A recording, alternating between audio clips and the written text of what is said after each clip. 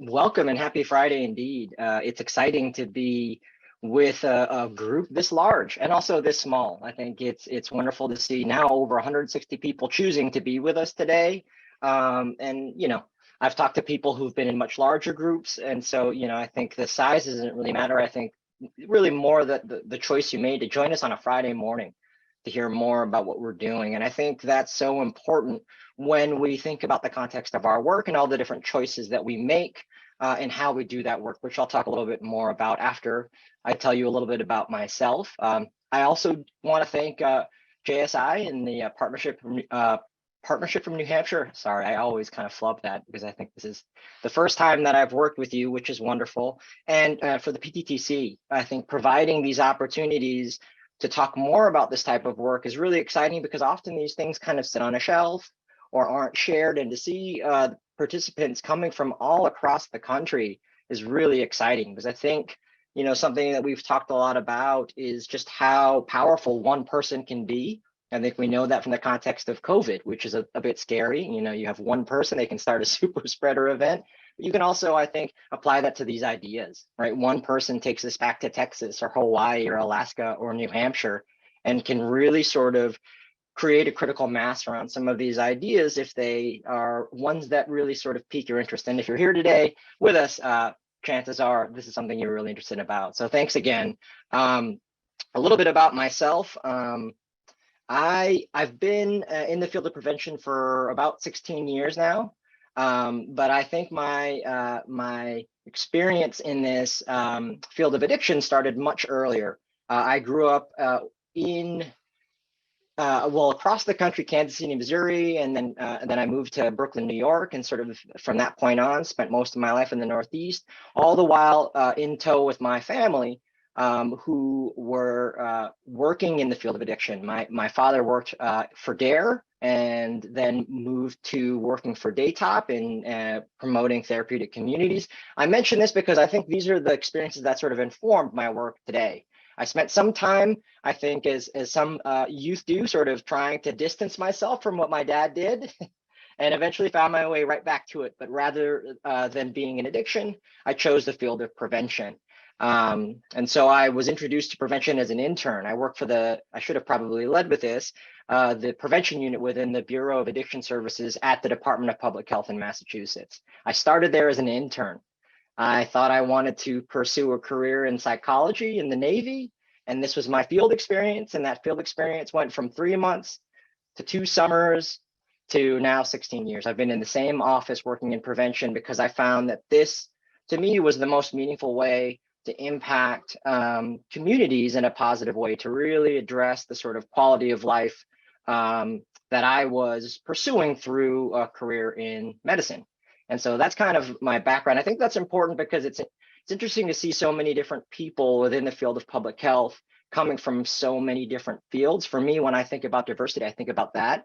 And so, that's my sort of nonlinear path into this field of work. I was lucky to meet Dan in the fellowship program that we both chose to do for 2 consecutive years. And so today what I'll be doing is talking you through my product, which connects with Dan, which is why we're here together. So I think my product is a little broader in talking about restorative practices. So you'll hear a little bit about sort of the, I guess, foundation for some of this work.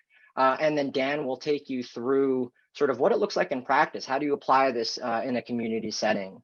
So I think that's kind of the gist of me. I could continue to talk for more time about my experiences and myself, but I think that's probably enough for now. And if anyone has any questions about my experience and anything else, I'd be happy to connect with you. I think meeting Julie, Claire, Aaron, Dan, and all the folks from their organizations has been a really important part of this work because I think it's these relationships that really carry the work forward among everything else. And I'll also talk more about that. So I think with that, let me set my timer because I can talk and I don't want to talk for longer than I should. And then I will share my screen in just a moment. Okay. So here we go.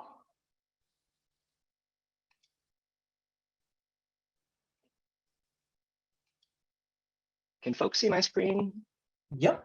Okay, thanks, Dan. Okay, so this is just a title slide. Let me.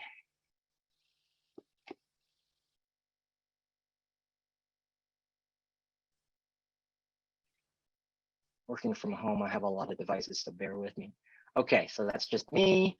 Okay, so the vision, I like to keep this piece as simple as possible. I think oftentimes this can get conflated with like objectives, goals, and those are certainly important, but I think the vision should be, simple might not be the word, but something that you can sort of wrap your head around and is clear and hopefully aspirational. And so really the vision behind this work was really to just restore people in our communities to a state of wholeness, not limited by harmful behaviors like substance misuse. I think that this vision can apply to all of your work. I think whether you're in the field of addiction or prevention, or any really public health sort of issue, I think, really is just the manifestations of a lot of things that we are struggling with. And I think restoring people to a place where they were not sort of limited or impacted by these behaviors or these issues is really the vision of my work. And so I think, I think that's a pretty big statement. I think there's a lot of things that we can sort of apply to that vision. And so I like that because I think it allows that vision to really sort of hopefully resonate with a lot of folks. At the end of the day, I think what we're really trying to do, what I'm trying to do, is create communities, environments where people can flourish. And so I think, I lost my train of thought. Oh, a lot of folks within this field of prevention are social workers. And so I think, I think the most basic sort of definition that I can think of for social work is really just enhancing people's well-being. And so I think that's really, for me, the vision behind this work. And so that's how restoration kind of found its way into sort of what I was envisioning as a pathway to this. Just for a little bit of context, I think I mentioned this earlier. My first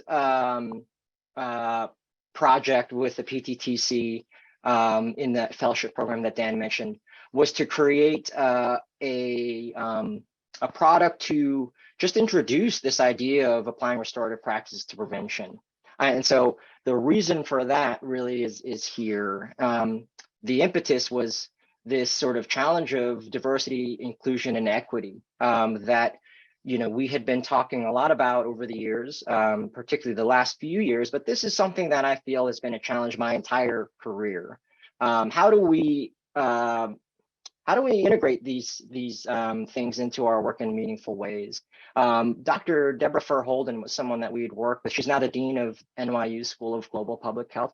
She had said, what you see here on the screen, disparities are the downstream result of upstream inequities. And this is something that stuck with me because I think this is a lot of what we've been really trying to do, but in my opinion, in a way that was kind of backwards. I think we were, in my experience, backing into these inequities by trying to address the sort of specific behaviors and really just kind of missing the mark and sort of digging a little deeper into trying to find out or uncover what the root of these issues are. And I think that's not something that people haven't been doing. I think our focus hasn't really been that. In many ways, at least in my organization, we've sort of adopted more of a medical model or a medical approach. And so oftentimes really focusing more on acute issues where, in the field of primary prevention, particularly, my understanding is the task is really trying to prevent these issues from happening in the first place. And I don't think you can do that until you really uncover the root of that. So anyway, that's the sort of context behind why I created the first product, which is the sort of a framework for applying restorative practices to prevention, which I'll talk more in just a bit. Let me just refer to my notes here in just a sec. Okay. So here's the approach, really just, and this is nothing new. I think most of you, if not all of you, have heard about restorative practices. So this isn't something that I created. However, the way I've seen it applied has been more kind of retroactively. I feel, when people have heard about restorative practices, they've often heard it applied to restorative practices in sort of the justice system.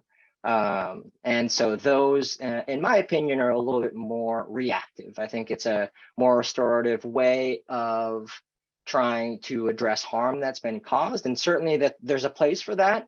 The way I envision restorative practice being applied to our field is more proactive. And again, really just trying to restore people in our communities through a state of wholeness. I think when you think about the issues that we're trying to address, whether it's substance use or really any other public health issue, these are different manifestations of issues that people have begun to develop over time. I think barring folks who have been born with certain sort of biological challenges, many people did not start from a place of sort of struggle. And that's not to dismiss the real struggles communities and people in different communities have from a very young age. But I think that there's a lot of issues that we're seeing now within our system that built up over time, which is to say that there was a time and a place where these issues were not really present. There was an opportunity to prevent these issues from becoming as big as they've become. So that's really, I think there's a lot of different ways to define restore. I hope people don't get sort of hung up on the terminology, but I think it's important to sort of establish, what I mean by restoration. And so another way, as I've sort of placed here on the slide, is to bring people back to a state of health, soundness, vigor. I think in the context of racial equity, I think there's another conversation to be had about reparations. How do we give back and return things that have been taken away from folks, their autonomy, their ability to sort of live their fullest life? I think we can then begin to unpack a lot of the sort of community, systemic, and structural issues that are impacting that. And that's kind of part of what I've intentionally done with this approach. I think there's a lot of things we have in some ways ignored that have more to do with the environment that people are living in than the choices that people are making themselves. And I feel from my experience that's been really the focus, just make the right choice, as if somehow it's people's choices are like the only thing that are driving the issue. Certainly there's a role in that, but there's a place before those issues were being made that contributed to that. So my approach here is really taking restorative practices and applying it to our work in that way. And so it's a massive paradigm shift. Like I said, rather than focusing solely on the person, we are thinking about these issues in a bigger way. The other shift is really intentionally co-creating these processes and practices with the people we're seeking to serve, particularly those who have been historically marginalized, by meaningfully engaging them in our work. And so I highlighted practices in meaningfully engaging for two reasons. Practice is really important. We talk a lot about a lot of the different things that I've already mentioned. Again, this isn't new, but how are we actually practicing this in a way that it shows up in our work? And that's the disconnect that I've seen over my time. We've talked about a lot of these things, but have communities actually seen, felt, and experienced the things that we're endeavoring to sort of bring to communities? In my experience, I would say no. And I say no because we continue to see these disparities that I referred to earlier on in my presentation. So what is the practice and what does that look like? Again, Dan will be talking a little bit about his work, which is, I think, an example of what practice can look like when you think about sort of restorative ways of doing this work. And I think I should have mentioned the sort of opposite of that would be punitive, right? How are we applying punitive measures in our work in an attempt to help people? I mean, even just saying that out loud sounds silly. How are we punishing people into doing the right thing? And we don't often say it that way, but that's how it feels. And in the time I've spent with communities, that's often what I've heard from them in a lot of different ways. So how do we change that practice? And meaningful engagement, which I've also highlighted, is how do we do that in a way that means something to communities and not just sort of our own measures, metrics, evaluation. That's certainly important, but there's another side to that that I feel like that's been missed. And how is this landing with communities? And do they feel like the work that we're doing with them and not to them is meaningful? And so the products that I created, I mentioned one of them, I'll be going into another one in just a moment, are sort of the application. How are we applying this to our work? How are we practicing this? And so restorative practice is just a new way of relating to each other in our work. I think I should have included ourselves as well. I think the most important piece to me right now is how are we sort of examining our relationship with our work, our relationship with why we're doing this work. I think it's something that's really important to continually check in with. Oftentimes, the work that we do is sort of outward facing. How do we apply this to the communities and the people? Oftentimes, it's not even really thought of as the people we're trying to serve, but the people we're trying to save. And I think that's a topic we could dive into in a totally different presentation. But how does saviorism sort of come into play when we are trying to do the work as best as we can? And rather than think about it as trying to sort of save people, of course, we don't often refer to it in that way.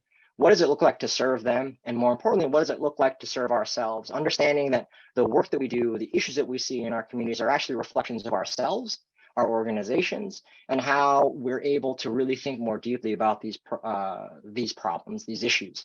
And so, you know, this work of restorative practices in developing relationships first starts with developing a better and healthier relationship with yourself. And again, so the second sort of bullet, emphasizing the importance of relationships and their power to positively influence human behavior. I think often we go through this work without, we have relationships, but I think the pandemic in particular sort of revealed how shallow some of those relationships, or maybe many of those relationships, are. Shallow in the sense that they weren't deep enough to sort of navigate this sort of physical disconnection from folks. And I feel that if we have a deep enough connection, whether it's through sort of virtual platforms and other ways that are different from how we've worked in the past, we should still be able to support each other. And I think the pandemic especially sort of revealed how much work we really still have to do around developing deeper relationships. And so in this last bullet, I mentioned this before, really the application of restorative practices to prevention is both proactive and sort of responsive.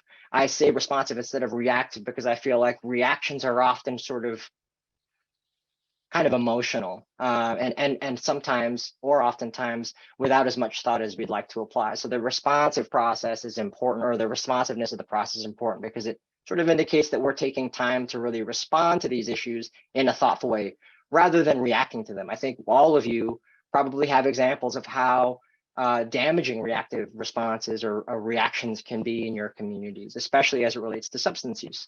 So I think the other thing, and this is I'm seeing places where I should have probably boldfaced more words, but this idea of minimizing conflict and tensions by building healthy connections is really important. And so it's important to acknowledge that I'm saying minimize and not avoid. And I think the other issue that I often experience is that conflict and tension is often avoided. And part of what I talk about in my products is how that conflict and tension is actually the growth space. Right? If we address, if we confront, if we talk through conflict and tension, that's where we grow in relationship with folks. I think if you can think about personal relationships in your life, I think the deepest relationships are relationships that navigated conflict and tension and came through the others on the other side is much stronger. How do we apply that to our communities? I think I've often seen this sort of disconnect between my organization and the community simply because there was no relationship there. So what would it look like to really build a deeper relationship with folks in the service of public health and sort of supporting folks' well-being? And so that's some of the things that I try to really just examine. I'm not providing any instructions. It's not a checklist.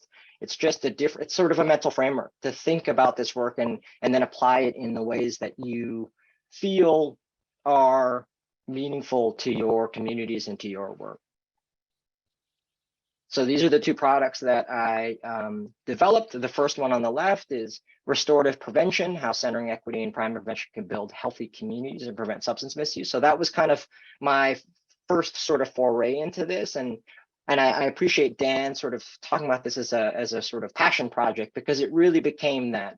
This is just an idea that I had that the PTTC created a space to support.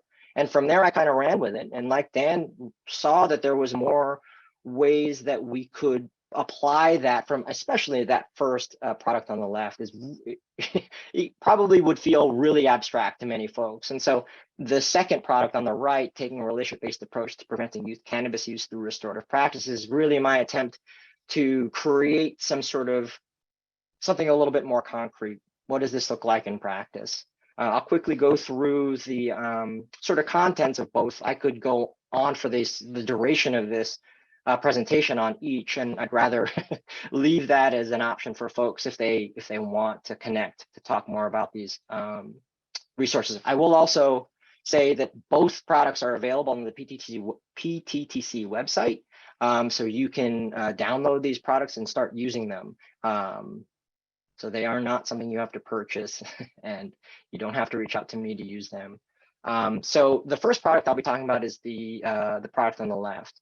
And so really it's a guide for community programs focused on substance misuse prevention, really seeking to improve community health by building relationships. If this is something that sounds interesting to you, that's what I sort of dive into in that first product.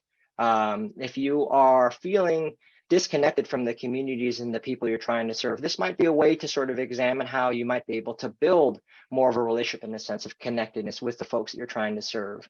And especially if you're sort of pursuing more equity work, we'll just say, I also put particular focus on those groups that are often excluded. And it's not limited to sort of racial groups. When I say groups and when I say diversity, I mean that in the broadest sense. Who are the people that don't show up in your work? Who are the people that, when you look at your work, they are not represented in the work that you're doing. And so that's another sort of focus in that first product. Here are some examples of the contents. Making a case for an equity-centered approach, I think, speaks for itself. Targeted universalism I go into as a suggestion for how we can create more sort of transformational metrics. I think we often talk about, or at least I've heard people talking about, how we sort of change our systems. And I think our systems are sort of operating in the way they've been designed. I think what we need to do is really not even try, but we need to transform our systems. We need to transform the way we're doing our work. And if we're doing that, well, then how do we measure that? A lot of our metrics often feel like we're just counting beans. How many people came to this event? How many people, what did people think of the event? And those are certainly important measures, but I don't necessarily feel like that's going to measure how this work is transforming conditions and communities for folks. And so targeted universalism is a concept that sort of attempts to do that. I provide in that a racial equity analysis. How do we think about racial equity? How do we provide historical context? That's really important for folks if they want to understand why this work is important. And then I go into sort of restorative prevention. I talk a little bit about sort of adapting our cultural competence work to become more culturally responsive, so that what we're doing, whether it's learning about culture or any other topics that are connected to our communities, how it goes beyond sort of checking a box of, well, I know that, to I understand and I'm responding to that. This is something that's important to me, and I am developing more of an understanding about different people that I may not necessarily live with, work with, or relate to. So that's sort of some of the items that I've pulled from the table of contents. There's a few more things there. And then, of course, all the resources that the PTTC and other organizations have already created, because I'm not trying to reinvent the wheel. Really, the purpose of this product was to sort of aggregate some things that I felt would be a really good starting point to start these conversations within your own organization.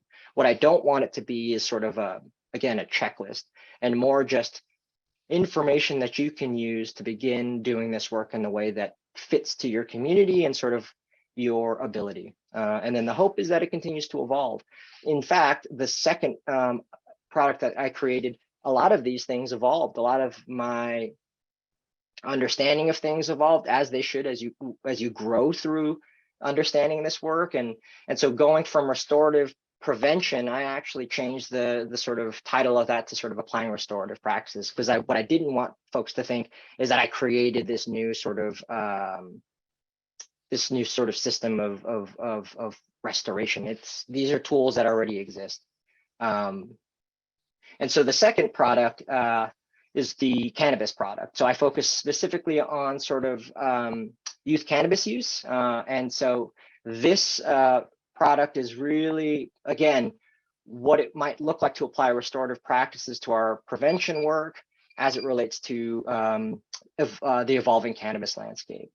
And from that, a large part of why I wanted to to sort of focus on applying restorative practices to the changing cannabis landscape is that there are a lot of things that we already do and know from preventing youth alcohol and tobacco use. And so I also wanted to make sure that, in a time of innovation being sort of promoted, reminding folks that there's a lot that you're already doing. And I think this work can be really overwhelming. And when I say something like restorative practices and prevention, some of you may have thought to yourself, just here's another thing I've got to add to my work. And so I think another important part of this second product I created was to highlight all the things you're already doing, and how just reframing it could be really helpful in being able to sort of to do this work maybe more effectively, or do it in a way that feels more meaningful to you and the people you're trying to serve. And so quickly, because I know I'm running out of time here, the table of contents are just this is part of the table of contents. I again talk through a lot of important terminology just to sort of create a common language for folks. I go through a lot of facts. I think there's a lot of fear mongering in our work, and often that comes with a sort of politicization of our work. I think a lot of our, especially substance use work, has become politicized. And so I sort of highlight some facts to just sort of encourage folks that we're doing a great job. Things are moving in the right direction, even though there are some pieces that need more attention. And again, taking lessons from youth alcohol and tobacco use and applying them to the cannabis landscape. And then, as you saw with the other product, talking through restorative prevention again for folks who might be just sort of being introduced to it in this product, and then highlighting the additional resources that the PTTC has, and other organizations which continue to grow as well.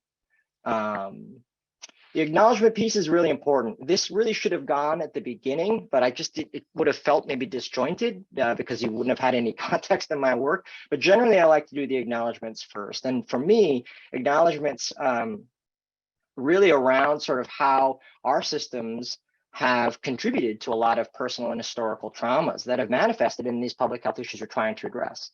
And so acknowledging that people are going through challenging times, acknowledging that trauma is behind a lot of what we're trying to address. And so I think acknowledging that so that we can promote healing through emphasizing personal and interpersonal relationships really for me seems like the most important part of my work.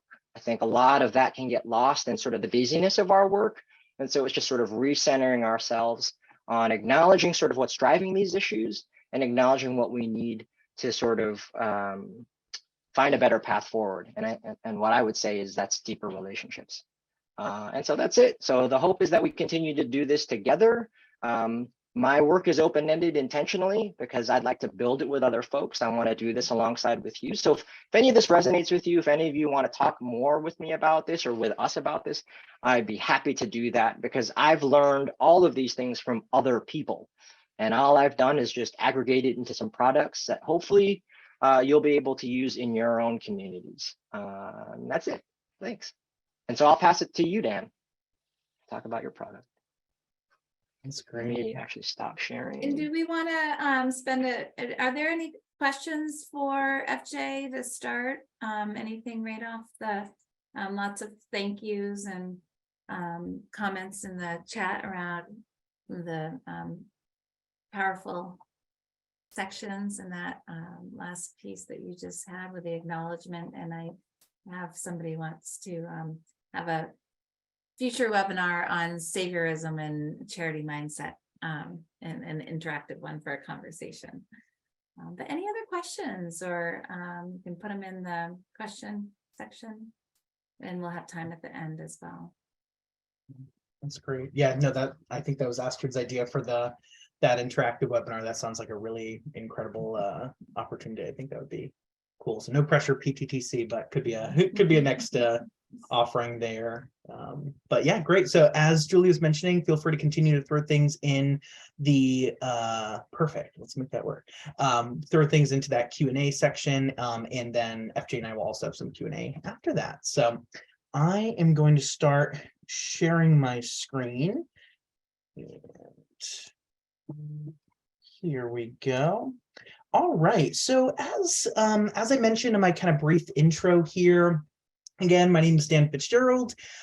presenting this in the project I was able to do in the 2022 PTTC Research and Design Fellowship. So I won't be talking a ton about my other project around queer inclusive programming and Aspiring Allies Guide to Prevention, but you can certainly find that on the PTTC website. That project and this one were both culminations of my professional and personal experiences. And again, really want to thank the PTTC for the opportunity to dive into what's really been a kind of side passion project and really put all of that together. So to kick this off, I figured before I launch right into a better overview of kind of really what is available for you to download and hopefully implement in your community, I thought it'd be helpful for us to talk a little bit about how we actually got here in my community. So as I mentioned, I do work in the southern part of Rhode Island. We're a regional school district. There's 3 towns in the Narragansett tribe who comes into 1 school district. So this was fast, rewind back to roughly 2018. Our now late superintendent, he gave me a call, and to summarize that conversation and the ones we had after that, basically was saying, Dan, we have increased numbers of student suspensions that are all related to substance use. When we're suspending students, we're oftentimes after they get back from suspension, there's a very small window of time. They're right back in our dean's office, who operates as our dean, our disciplinarians in this school district.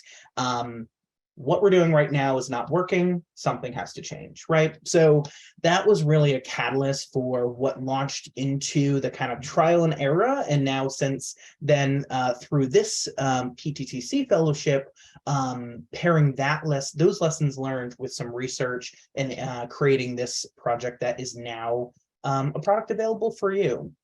So I know there's over 200 of us on the call already, which is really exciting. I'm guessing we have quite a few prevention specialists. So when I got this call, my mind went immediately to the strategic prevention framework, our tried and true model.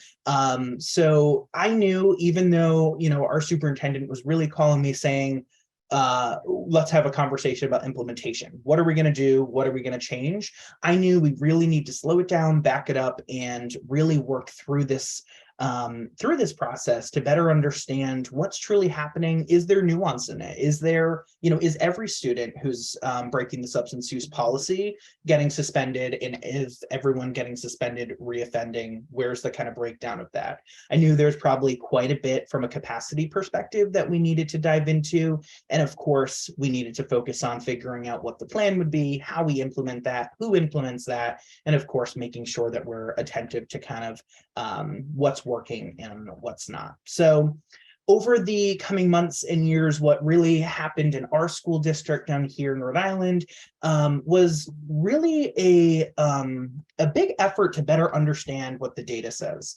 Not only understanding what our school district's disciplinary data said, but also better understanding what is the evidence of effectiveness of suspensions? What is the evidence of effectiveness of more of a restorative justice approach, like what FJ was just talking about? So we really dove into that.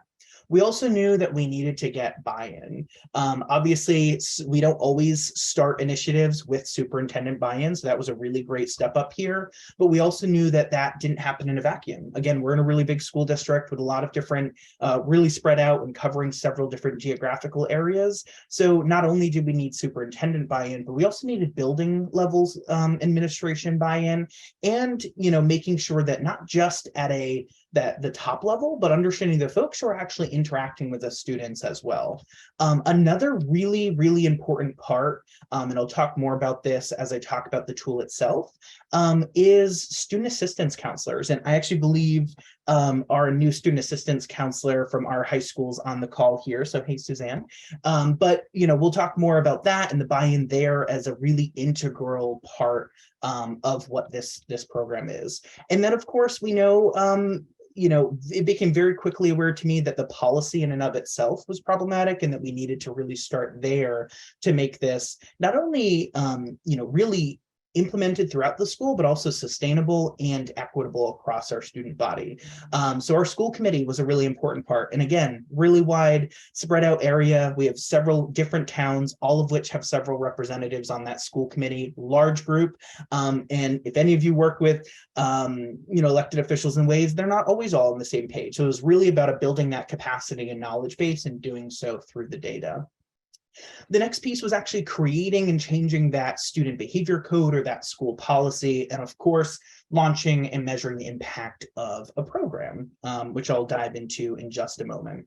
So the thing that again, I can't thank the PTTC enough for this opportunity and an investment to really prioritize the time here. One of my favorite things about their research and design fellowship is really that first part of the title, the research.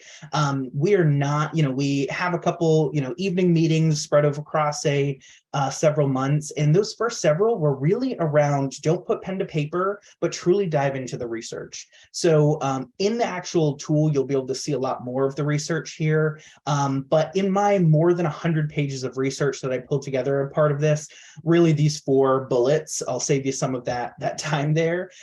These 4 bullets really are what came across for me. What the research shows is out of school suspensions are ineffective. The research showed that zero tolerance policies have shown that they're not an effective means for changing student behaviors. We also found that punitive policies are associated not only with no real meaningful change in substance misuse, but also were actually attributed to lower academic achievement, lower graduation rates, and worsening of school climate. And we also found through the data that students who are suspended were actually far more likely to drop out and get involved with the juvenile justice system. So you pair this with the conversation that I had and all the lessons we had in our community. I think it was really simple. That punitive approach, as FJ so I think elegantly put there, it sounds silly when we say it out loud, but it's something that we've been doing for a really long time, and challenging that piece can be a real, have to be really intentional with how we move forward with that. So this piece, and there's far more on this case study in the tool itself, but I wanted to showcase a little bit. These conversations and early iterations of this program, this homegrown program started back in 2018. So we have a really interesting dynamic too of what this looked like in a pre-COVID world and transitioning into a kind of during and emerging from COVID world and down to kind of where we are here. So with an N of 97, we also knew that, as you all know, with a really short-term intervention, it was not going to be possible for us to measure the impact as far as a reduction in use, right? So the way that we were originally doing this program was a Saturday during the day, or during COVID, it was 2 evenings, virtual sessions. So we were not, in those 1 or 2 touch points, we were not going to be able to show a reduction in use, but we knew through prevention science, what we could try and measure was a change in perception of harm, right? So prevention science shows us as perception of harm increases, usually rate of use lower, right? We also wanted to measure knowledge transfer, and in the tool itself, there is a mock-up or a draft of a pre and post test that you could utilize and make your own for this program as well. So what we found really quickly, so through that N of 97, we had students self-identify their cannabis use. Over half had indicated they had tried, 26% indicated that they currently use cannabis, and 14% were frequently using cannabis. And when we look at the change in perception of harm, we saw in the cannabis section, we saw really, kind of surprising numbers and encouraging numbers, specifically in the smoking and vaping of cannabis product section. So that was really interesting. The blue there is from the pre-test, the green is from the post-test. So asking around perception of harm from smoking cannabis was something that increased 3-fold, vaping cannabis, 5-fold, which was really interesting. And the least amount of kind of change in perception, because it started pretty high, was the driving under the influence. So a lot of this, research was also really helpful in the creation of this new program. And you'll see while there is certainly a consequences section talking about driving under the influence of cannabis, there's a more on other methods of use as well. So now what you're probably here and want to learn a little bit more about is the actual program itself. Again, as FJ mentioned, and I think Esther was putting some links in the chat, and I believe the links were provided when you registered as well. This is all downloadable from the New England PTTC website, created with the PTTC and SAMHSA funds. That means it is free and available for you to use. You don't have to ask for permission. It's a really great tool for you. So I'm going to walk you through the components of the program. That way you kind of know, where you may want to start and if it could be a good fit for you or the community that you serve. So the first thing that I would recommend as a prevention specialist, a school professional, or others to start with is the program guide. There's a ton of information in here. This kind of gives a synopsis of some of that research. It helps us better understand where and why this could be a direction that you go in. And then it also has a little more thorough look back at the case study that I was just sharing. And then it starts to really look at all the tools that you could use to implement this in your own community. So that is everything from a sample school policy for a student behavior code and how we change that from a punitive-based approach to something that is, when a student breaks a school substance policy, they refer to this educational alternative to suspension program. And as you'll see, if you read through this program guide, a referral to an in-school student assistance counselor was a really important piece here. I know here in Rhode Island, we have incredible student assistance counselors now in every school district, not yet in every school. And they're oftentimes very tapped out and do a lot of important roles in our schools. So there is some other opportunities in here that talks about, so if you don't have a student assistance counselor at all, or one with the capacity here of other support professionals, that can be really tapped into. But truly, while we're looking through not just how this, lessons learned in our school district, but really where the evidence is, it is, taking off the punitive piece, adding the knowledge piece with this education program, and wrapping that around with the support that our students can get with visits. And in this recommended policy, it's 3 visits with a student assistance counselor. And it would really be up to that support professional of what those visits look like, the length and the kind of time and tempo in between, but it gives some guidance around what's worked well for us. The other pieces are really so for whoever would be facilitating this. So there is, and I'll talk about these in a little bit more detail, there's a 4-part slide deck. Each of those sections has worksheets that go alongside for the participants to utilize and help process that information. And as a facilitator, there's also a script that goes along with every slide throughout that piece to help with the ease of implementation. So with the remainder of my time, I'm just going to go through in a tiny bit more detail what you can kind of expect in each of the 4 lessons that are a part of this program. So the first one is around healthy behavior change. The second one is addiction in the brain, a Cannabis 101, kind of the longest section in this, and then positive decision making to wrap that all up.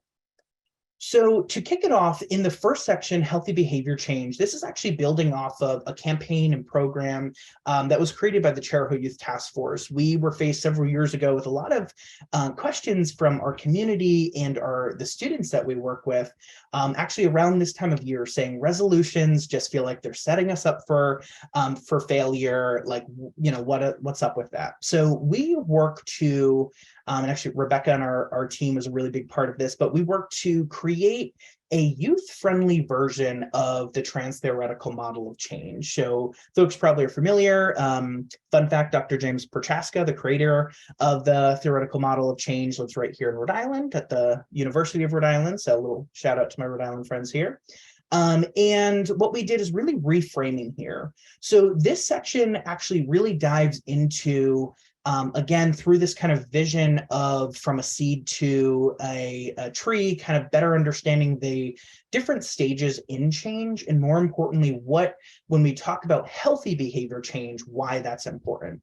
So aside from some of the knowledge base of what that means, and again, in that kind of youth-friendly way, I also created a interactive quiz. So think like online BuzzFeed style quiz, but it's something where a student who's in this program has been caught either with possession or use of cannabis, and they could then take this quiz to better understand, based on where they are, like, are they at pre-contemplation and have no no thought of a behavior change related to that cannabis, or are they at a point of action or maintenance or somewhere in between?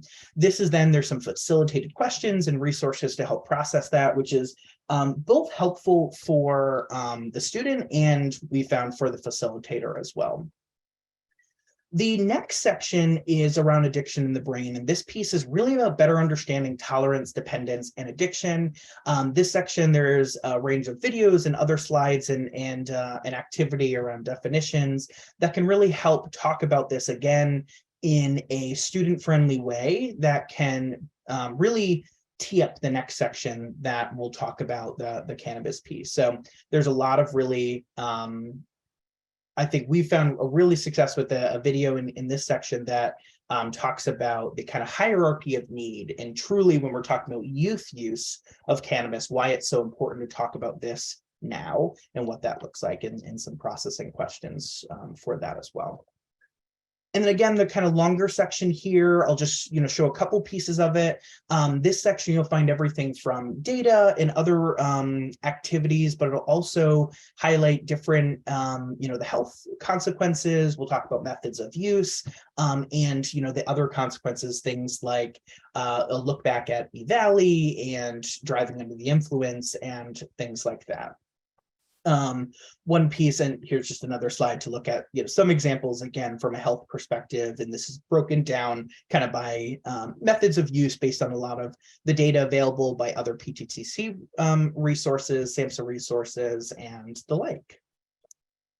And then the final section, this is really where we found that this can all be kind of brought together, right? So the whole point of this piece is to take the punitive aspect away. And and trust me, especially when we were doing this program on Saturdays, nobody, including us, wanted to be there on a Saturday doing this education program. So it can feel like a punishment, but the biggest piece was taking those barriers down and really working to tee up these students for success and get them on a different trajectory. And from that healthy behavior change section straight through the remainder through this positive decision-making section, that's really the theme of, and actually there's a video from Stanford University, a professor there named Ralph, who I think talks about it in a really wonderful way as one of the pieces in this final section. And then there's a wide range of resources and slides that can help paint the picture about why teens may start to use, and then the other coping mechanisms and pieces that can go from there. Again, kind of teeing up this whole piece and some resources to help process some of that information as well. So, once again, hopefully I'm good on time here. Once again, there's all of this is available for download. So there's the program guide in there, ton of resources on the case study, the research, the sample policy, and then all the tools that you'll hopefully need to implement that. So just, again, thank you so much for the opportunity, and really I'll stop sharing my screen now and we'll see if there are any questions for me and FJ. Great, thank you so much. There are quite a few questions have come in. So the first one, I think, just very practical. What age group is this for? Absolutely, that's a great question. So what it talks about it a little bit in the case study there, but this was in our school district was rolled out, or our version of this was rolled out for middle school and high school students. And interestingly enough, it was or probably not surprising, it was a little bit more of a stretch for as far as a sell to the student for the school committee and administration for the middle school. But actually since implementing this, we've not done so yet, but we've actually had questions from the kind of the later end of elementary school saying, does this apply for students who are caught with substances there? So it's we have not necessarily tackled all the answers to that piece of it, but we've this is really thought through for middle school and high school. Great question. Thank you. And then there is a question, I guess maybe we'll, can you share a little bit more about the role of this school student support counselor? Is this a case manager, a clinical professional? Yeah, so I think it's probably looks a little different in every state. So in our Rhode Island schools, we have actually one entity that really rolls that out, Rhode Island Student Assistance Services. And there, so I'll, speak, not to put you on the spot there, Suzanne, but so in my school district, in our high school, we have a student assistance counselor. And so she works for that organization, but she is housed right at our school. And it's a range of prevention things like in our health classes and in that way, but also seeing students one-on-one related to substance use. So it's really a prevention tool, but really on the kind of early intervention piece and maybe a referral out for students with other needs. So that's one, and I know a lot of states have maybe different versions of what that looks like. So for some schools here in Rhode Island and others that even since presenting this a few months ago, I've heard from folks who it may be, a school social worker, a psychiatrist, a guidance counselor who may be the other helpful tool for really establishing that connection piece. Thank you. And I'm gonna see if Claire can put in the Rhode Island Student Assistance Network into the chat so folks can get a little more knowledge behind that as well. And we have one in New Hampshire, the New Hampshire Student Assistance Network. So and Student Assistance Services, I think, in Rhode Island. Yep. Great. Thank you. A couple of questions about how this might apply to vaping. And what your thoughts are on, quite a few questions about that. Yeah. Oh, great. And I just saw Claire just put the Rhode Island Student Assistance Services in there. If folks want to see and maybe see if there's a comparable in your state. But yeah, that's a great question. So there is, if folks may have heard about this or not, but I would really encourage you to look at the Lung Association. The American Lung Association has a really incredible program called In Depth, and it's an alternatives to suspension program. And it's a really great tool for schools to implement, very similar to this one that's really designed around e-cigarettes. So you can go to lung.org/indepth and you can find a lot of really great tools there. There's a free facilitators training you can take on your own time and a lot of other really great resources as part of the kind of evidence of effectiveness or facilitators tools right there on the website. So that's a really great resource that folks can look into as well. Great, great.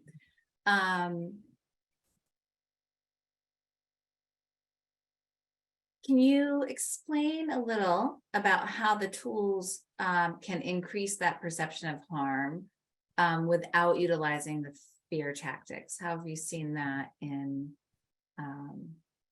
your practice? Yeah, that's a great question. And really, in my experience, both in not just around cannabis, but in just substance use prevention and youth engagement in general, while maybe it's not always the case, what I find is primarily young people want to know the answers. Whatever they do with that may be a little different in a case-by-case, different per student. But in my experience, students really want to be equipped with trustworthy information. We also know that, whether you're an adult or a young person, I think we can all think back to when we were in high school. Nobody wants to just be told things in a way that's like, I know this, shame on you for not. So I think it's really, and you'll hopefully see that through the script, the way that we really try to do that. And even from some of the tips you'll find in the guidance document, it's really everything from the words we're using and being really intentional, but also, when we're doing, especially if it's maybe a really small group or even a one-on-one with a student for this piece, if I'm standing up at the front of a classroom looking at a thing and reading, off a script to them, that's a very different dynamic than if I'm sitting down and we're like going through and processing the information together. So I think it's really about taking the shame and stigma out of it. I'm guessing everybody knows here, but it is something that if we may be at this point of early use or even at a, high rate of tolerance, dependence, or addiction, we may be, whether we want to or ready or not, looking for those opportunities in other resources. So we found, in the beginning, and actually, I think you can see some of the comments I think I put in the guidance document from like our survey allows students to give some more input. We got a lot of things similar to like, I wanted to hate you in this program so bad. And like, thank you for like, not, treating me like a, something different throughout this. And so it was a really, I think, about the intentionality of, taking the shame and blame out and really looking at it as empowering students with accurate information. And I think I saw a question, my screen's all over the place with the Q&A box and chat, but I saw a question somewhere about, do you connect folks to resources? And that's a really big piece too.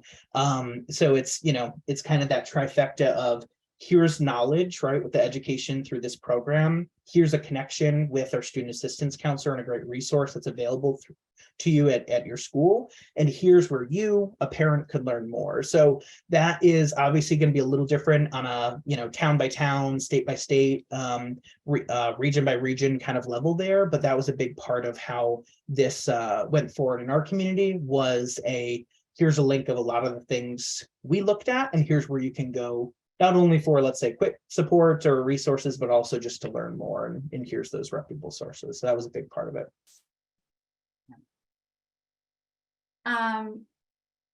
Thank you. Let's see, another one that I thought could come up here was a kind of bigger picture of getting the, changing, making that change, is how do you go about starting these conversations with school boards or administration? It can be that mind shift, right? That FJ was talking about, right? Going from punitive to restorative to educating. How do you start that conversation? Yeah. And I'm interested in your thoughts too, FJ, but I really, I would start with, if this is new to you as a prevention specialist or school support professional, I would really start with FJ's resource. It's really, I think, the perfect starting point of, and I think it's like 61 pages or something like that. There's a lot there, but the beginning part can really point you in the right direction of maybe where you want to jump into it. But I think once you're up to the speed of really kind of understanding and believing in that kind of restorative justice approach, what I found in my community, and even just hearing from other folks with lessons learned, whether it's, this program or, something similar, I think it's always about finding the common ground, right? So like for me, when we were 3-4 years ago having those conversations with our school district, what I knew, it felt scary to folks saying we're going to get rid of suspension, because in their mind of like, that's the only way to hold them accountable. But what we knew is they wanted students in classrooms, they wanted students to graduate, and they wanted them to excel. We want the same thing. So let's start there and build off of, and now here's where the research is, and here's and here's how we could. And I think always starting with the pilot was like a nice way to say, like, we're not going to like mandate this is, we're never going back. And in our community, at least, and we get pushback from I don't know if anybody's on here. We can get pushback in a lot of things. They're very careful and intentional, whether it's curricula or programming in our school district, and rightfully so.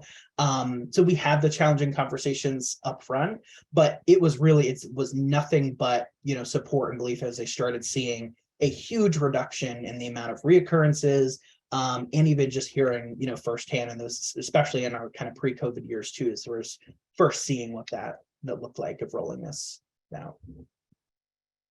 Yeah, I would just kind of piggyback on what Dan has already said, by also saying that, I think it's important to start small. I think sometimes we sort of endeavor to do the biggest thing because we sort of operate within a culture that sort of communicates that bigger is better. And I think that often can sort of set us up for, if not failure, a lot of challenges that I think can be navigated if you start from a place of just developing an understanding, as Dan said, and a belief. I think if you don't have, and it's not even just about buy-in. I think you really need to believe in sort of these approaches and why they're important. And so what I attempt to do in my resource, and thank you for referring to that, Dan, is really just give folks an understanding of how this approach can be a lot more transformational than much of what we've been doing in the past. And so I think, Dan provides examples of some concrete application of it, but for what I'm proposing is how do we apply this to all aspects of our work? And so I think starting small, I think working with communities and working with your sort of spheres of influence within your office. I think because our work is so political, I think jumping to the top, which we're often apt to do, can sometimes create more setbacks than if you create a critical mass within your communities. I know in my work, what the communities want, if they're able to articulate it and sort of are all on the same page about it, can often drive the work in a way that I can't. Even if I talk to someone very high up on the chain, that chain is pretty high. But as soon as a community is, let's say, hears about Dan's program, you work with that community to sort of develop an understanding and sort of a desire to sort of implement it. I can almost guarantee you that that's going to affect change in your community more than someone like myself sort of talking to a director, a commissioner, or often we don't have access to those people. So that's what I would add to what Dan is saying. Just kind of start small and start with your sort of community. And that could be a good way to, a pathway to sort of introducing this to your community. Great, thank you. And around that idea of the research, Dan, right?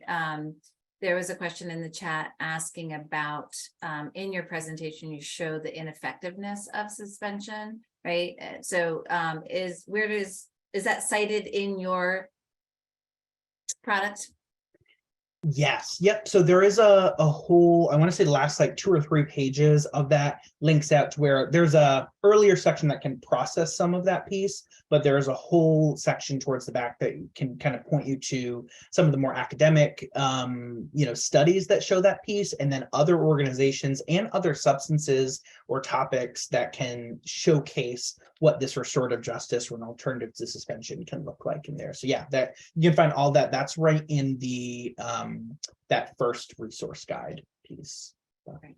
Yeah, great. Because yeah, and even what you're saying, FJ too, right? Is starting at that community level, sharing the data, having the conversation, and getting folks on board from that community level. A couple other questions around, let's see, and this kind of goes back to the more concrete, how long that Saturday, how long was that? Like, how long does it take to complete the program? That's a great question. So in the early so I'll answer that in 2 parts. In the early time when we were first launching a program, our school, really because it was going from week suspension to an educational program, they wanted, I think some folks advocated for, they still wanted it to feel punitive, even though that was all kind of against the point of that. So the earlier one, they originally required us through policy that it had to be a 7-hour education piece. So it was like a day-long Saturday, which was awesome for everybody involved. This piece, based on the research, and again, linked out in that piece, of kind of effective ways, even just knowledge transfer to students, not even just an alternative to suspension, but also in this piece, dramatically shortens that. So really, looking at, depending on how many students, because there's a lot of pieces throughout that are kind of for processing the information, so that could elongate that, but really looking at each section could be done in kind of a 50-minute piece there with the processing stuff. So if all done together without the kind of separating it out piece, could really be done in kind of the less than 3 hours. And in there, it talks about a couple different formats of how this could be done as kind of one touch point, pause before you go to the next one, or doing so all together in one sitting, if that helps. Another logistics is, would you recommend doing the in-depth and this if they're vaping cannabis? So I don't have a super concrete answer to that. I'm a little biased. I think the American Lung Association's in-depth program is really incredible, and they have so many tools there that, so of course, I think there's aspects that can be really reflective to both, but I think that would be kind of on a case-by-case basis piece there of looking into. But and I'm happy to look into that a little further to see what would make sense. But great question. I'm happy to look back. And Julie, I think one thing that I want to add that hopefully doesn't get lost in this, there's a lot of specific questions to Dan's program, but I think a really important piece to this is, if you are presenting this to a school board or whatever organization you want to sort of adopt this, I think you have to be able to take a step back and sort of examine the approach that, let's say, a school is taking. So that, could this be the first step? Wonderful. But if everything else they're doing is punitive, this then becomes almost sort of performative. Like, well, we don't do that with cannabis, right? So, and that's not to say that this shouldn't be something you pursue if you don't have other sort of less punitive approaches being adopted, but it has to be connected to everything that's happening in that organization. Otherwise, I think that's going to impact youth feeling like trusting these programs, youth wanting to sort of engage in them because everything else around them points to a more punitive approach. So I guess what I'm trying to say is to just hopefully you don't get lost in the weeds when you're talking about these programs and forgetting about the rest of what's happening around youth or other people you're trying to serve with these programs. Couldn't agree more. And I think this gets back to an earlier point you made, FJ, in your presentation. But I think as preventionists, as school health professionals, wherever we're coming from here today, the more tools in our toolbox is generally a better thing, right? There's not always going to be that one-stop shop that can address everything. So I think to try to get these, aspects of really, to FJ's current, point he was just making, of really weaving in and changing the culture of how we look at discipline, whether that is tackling it here from our lens for substance misuse or other topics as well. And I did say, I just want to point it out, I did see Michelle put the direct link to In-Depth in the chat for folks who want to take a look at that as well. Yeah, and I think I want to bring together too that idea of the restorative practices and making folks whole. And when we think about, I just think about tardiness or, missing school and how there are different approaches to that. One has a school staff that really looks at and works with the student to figure out what they need, right? What's missing in their life to help them get to school on time, right? And is it they need help getting their younger sibling to school because their parent has a early shift and they're like a caretaker, and there are different ways to build that relationship and that connection and that school bonding and support and create that whole person and that wellness versus you're in trouble because you're late every day and the approach maybe first period teacher takes or the office, who signs the slip, they take to the student. And so it starts the whole school culture and climate from something just like that when they approach, the start the day, for example.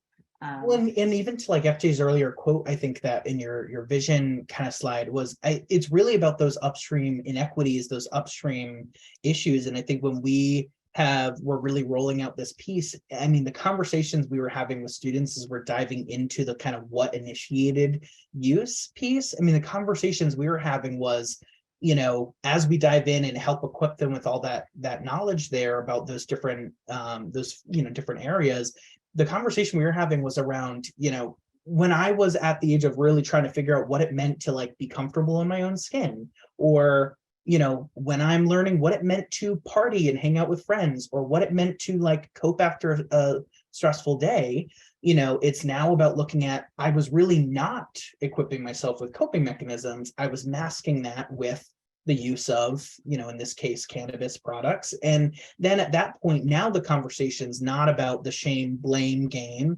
and the punishment as the way out of it. It's about, well, great, let's loop back and equip you with things that may work. And we're probably not going to solve it today, but here's all those other tools that you can have to dive into that, which is, I think, a really cool opportunity, both from a school's perspective, as a preventionist perspective, and a great opportunity to dive in. And I would just add, thinking about that more comprehensively in the way that you just sort of articulated also allows us to think about how we measure it in different ways, right? Because I often see questions about data, and the data is it changing use? And as Dan said, that this is a marathon, not a sprint. These issues took a long time to develop. So the thought of how we can sort of change them immediately is silly. It's not going to happen, but there may be some sort of incremental measures that we're not considering that can at least point to some effectiveness. And then over time, hopefully we do see those numbers go down, but there's that middle space of grayness that I don't think we've been able to sort of sit in. And so then we sort of refer to these numbers that aren't going to necessarily prove that Dan, I mean, even Dan in his explanation said it was really hard to show effectiveness in this short period of time because that's not how it's been designed. So I think thinking about it more broadly might also allow us to be more creative in how we measure these sort of programs and what we're doing in more meaningful ways. Right. Affecting those risk and protective factors and short-term outcomes as opposed to only looking at those longer-term outcomes. Thank you. And I know people have to go off, but on that data point, there are quite a few questions in the Q&A about data. You know, a smart recovery facilitator has students referred by juvenile review boards to do these smart recovery for cannabis use.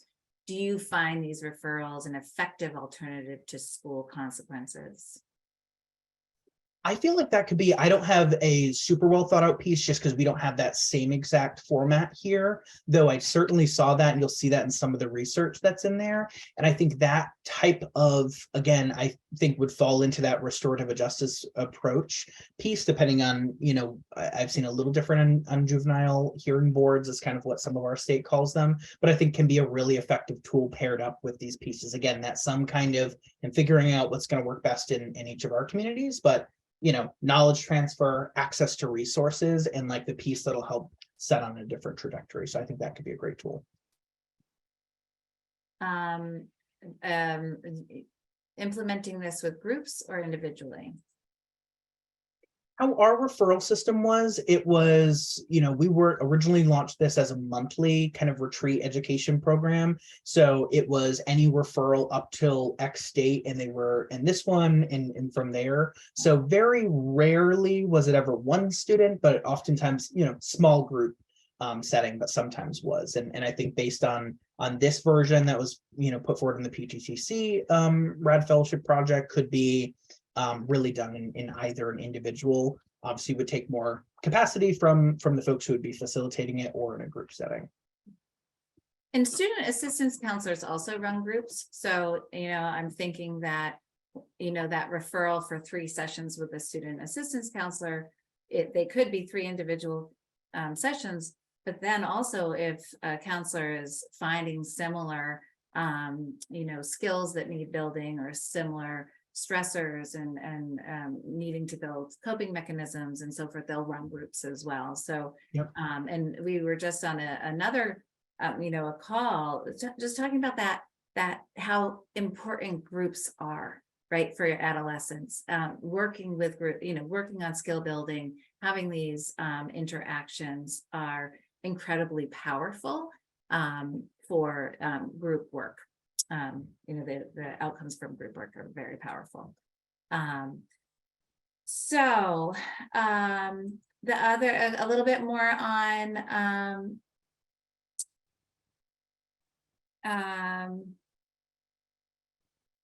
I would probably say yes, right? Like if they're not caught, but you know, they've indicated screening, right?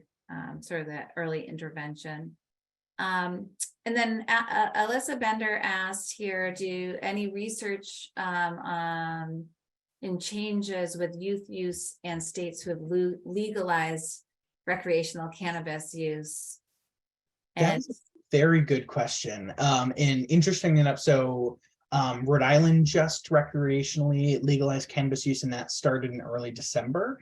And this piece was already, as far as you know, our lessons learned here was all put together and put out before that happened. So that's a really, I'm glad you flagged that. I'll definitely look at what that, you know, through that lens. In some of the Cannabis 101 section, it does build off of, if you haven't checked that out, the New England PTTC has an incredible resource around cannabis across New England. And I'm sure other for folks outside of New England, I'm sure the PTTC has other resources too.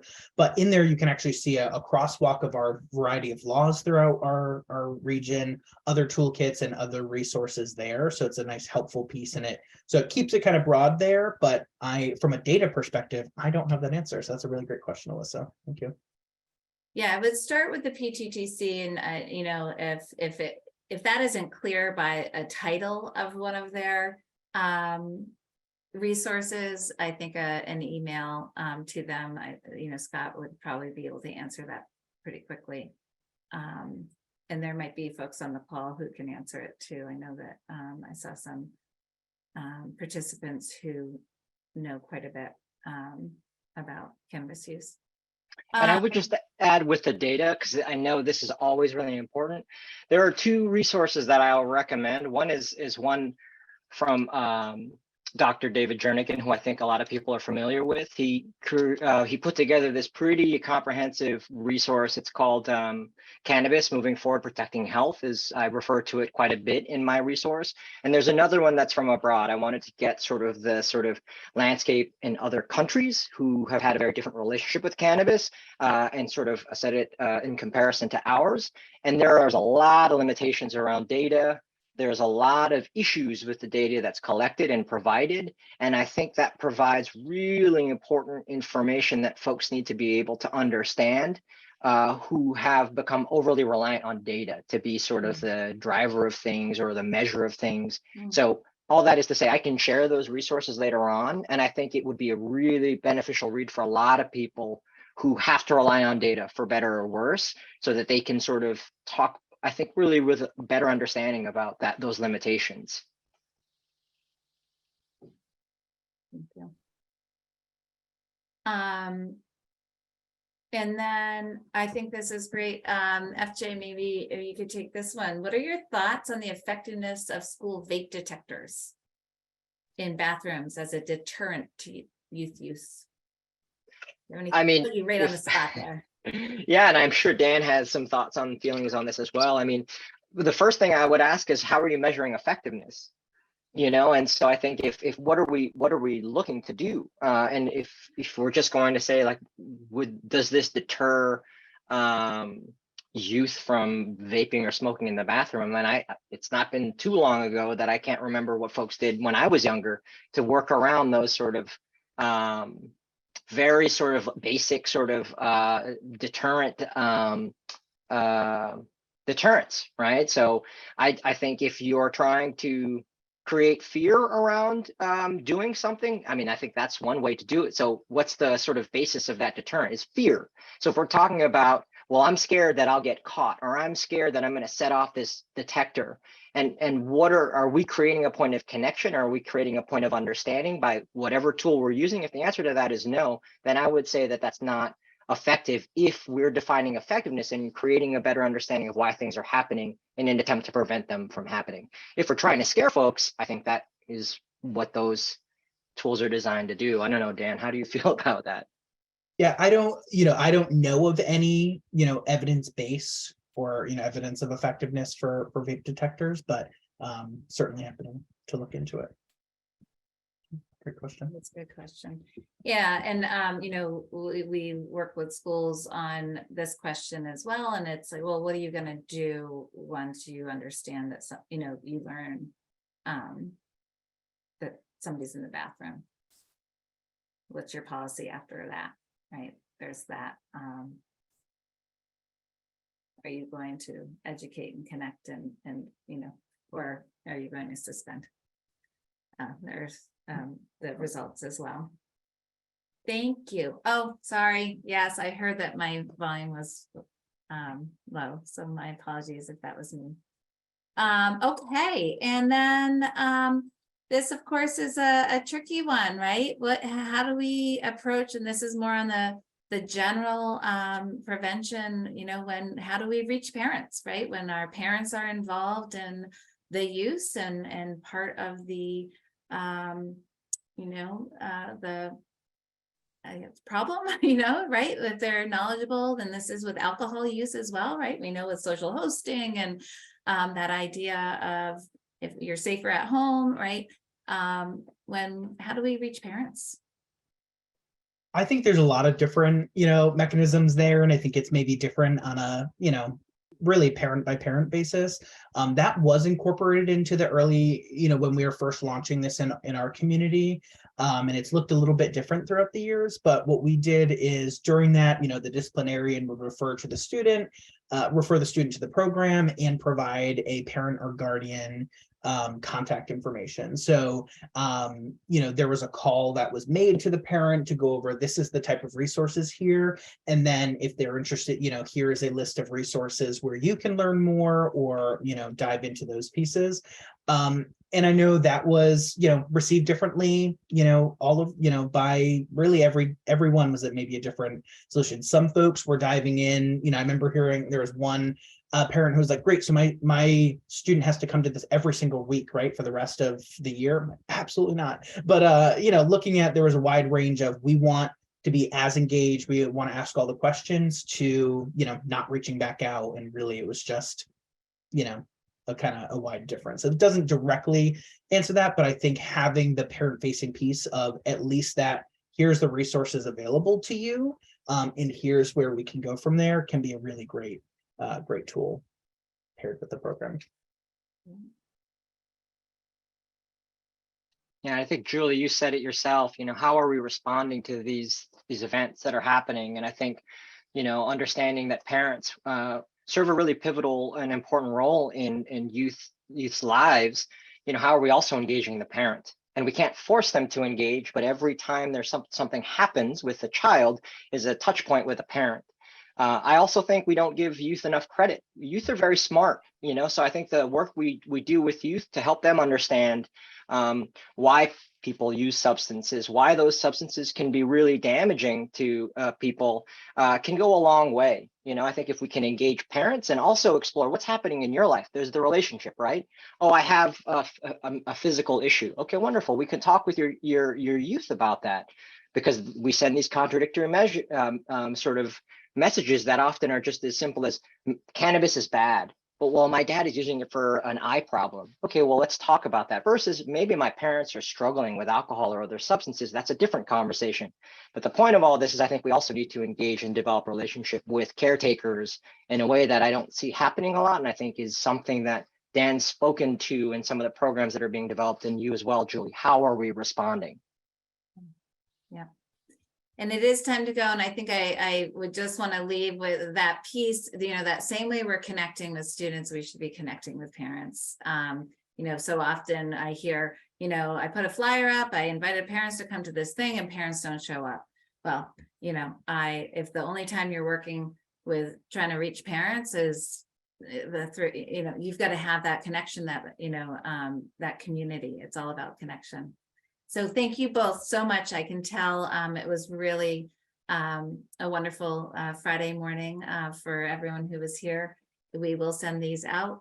Please do the GERPA survey, complete the thing that Erin put in the chat and Claire has sent, and we appreciate it. And like Dan and FJ said, they're really open to follow up. So don't hesitate to reach out.